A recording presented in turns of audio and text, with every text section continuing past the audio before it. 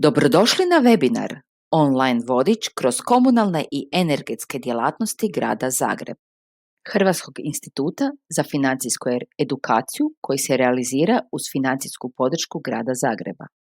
S vama su danas Ana i Danijela. Danas ćemo govoriti o režijama jer režije su glavni trošak svakog kućanstva, zar ne? Na ekranu možete vidjeti glavne troškove jednog kućanstva.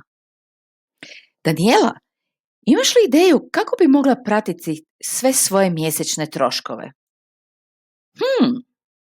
Imam ideju!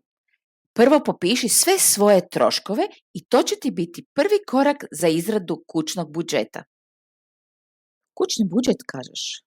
Ma zvuči komplicirano. Ma baš i nije. Treba ti samo malo vremena.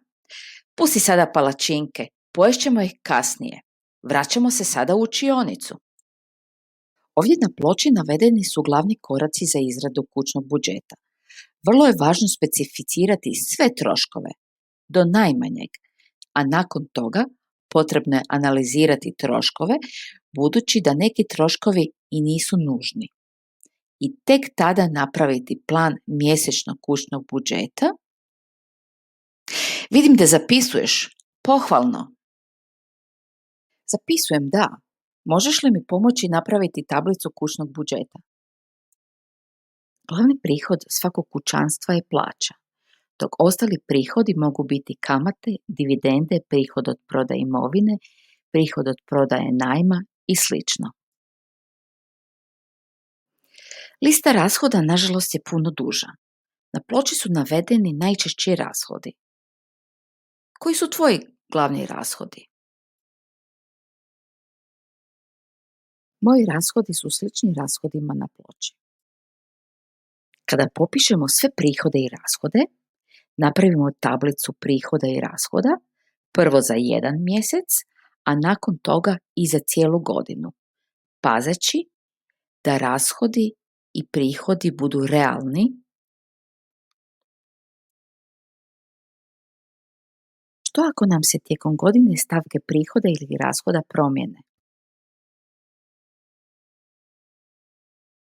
U tom ćemo slučaju ažurirati tablicu. Uravnotežen kućni budžet je onaj čiji su prihodi veći od rashoda. A što ako su rashodi veći od prihoda?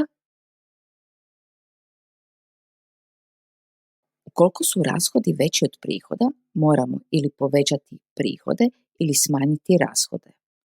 U nastavku ćemo pokazati nekoliko primjera uštede u kućanstvu. Zamijenimo li kupanje u kadi tuširanjem, godišnja ušteda četveročlane obitelji može biti i do 648 kuna. Drugi prijedlog, zamijenite obične žarulje štednim. Godišnje se može uštediti 646 kuna.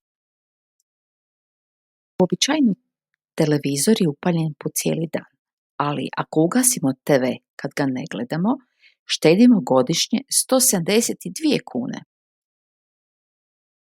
Ideje zvuče odlično. Si li primijetila kako se tijekom ljetnih mjeseci klima uređaji koriste kontinuirano? A racionalnim korištenjem klima uređaja može se uštedjeti 134 kune godišnje.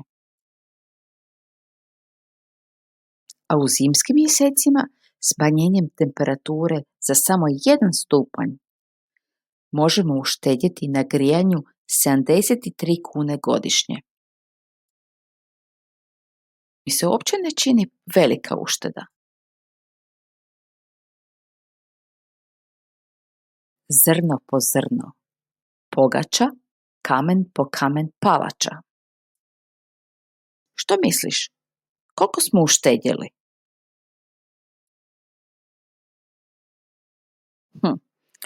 Pa da vidim, tamo 640, 500, 170, pa onda je bilo 130, 73, to sam zapamtila na... Mislim negdje oko 1500 kuna. Da, točno smo uštedjeli 1573 kune.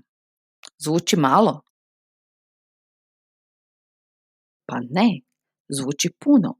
U samo malo discipline uštedjeli smo oko 20% godišnjih režija. A sada je red na vama. Na listu papira napišite prijedlog svojih ušteda i podijelite ideje s ukućanima. Zahvaljujemo što ste danas bili s nama. Pogledajte i ostale naše webinare.